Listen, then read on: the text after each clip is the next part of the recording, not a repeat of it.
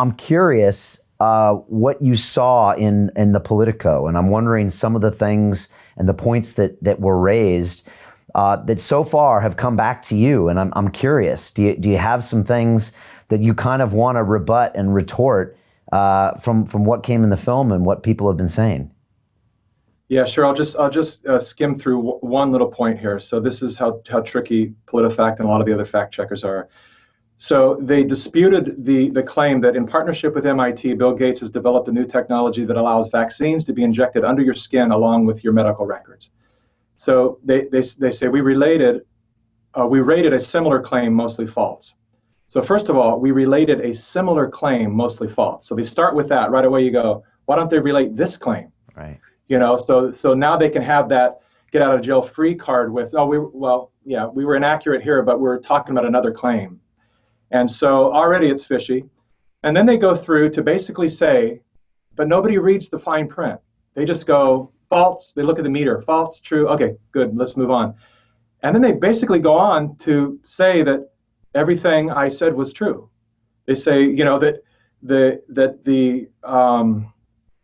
the Gates Foundation has contributed funds to this research, and Gates has said he supports the idea of a national tracking system to monitor the virus that causes COVID-19. But Willis's claim lacks two pieces of context.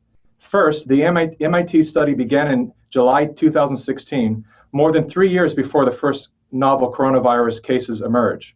It was not inspired by the current outbreak. I didn't say it was. I simply said he's involved in this in this technology, right? So right away they conflate something that I didn't say with it, so they can then point towards something inaccurate. And then they said, and the second is, there is no evidence that it has anything to do with monitoring Americans specifically. I didn't say it did. And so they throw in these words so then they're able to say mostly false when I didn't say any of that. These are the 2 points that they said that they have an issue with, and I didn't say either of them. Go back and watch the movie and you'll see. And then they say we reached out to Willis and Rose, who founded the platform that hosted Plandemic 2, but we haven't heard back from them. So the movie premiered Pacific Standard Time at 10 a.m., which means it ended at 11:30 a.m. This thing went out at probably noon, and so they expected us to get back to them within an hour. And so they only go to mention these points because then it makes us seem that we're evading them.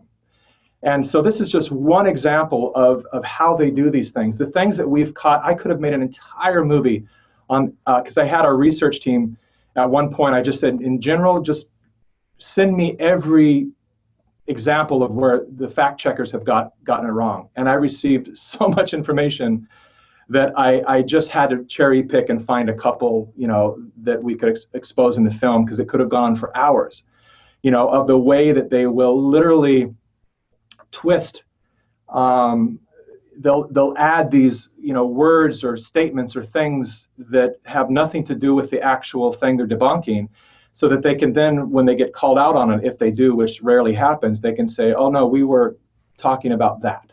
Right. And so it's a real twisted and dirty game that they play. And I just hope that if anything, when people see Plandemic 2 indoctrination, that they just stop relying on those sources.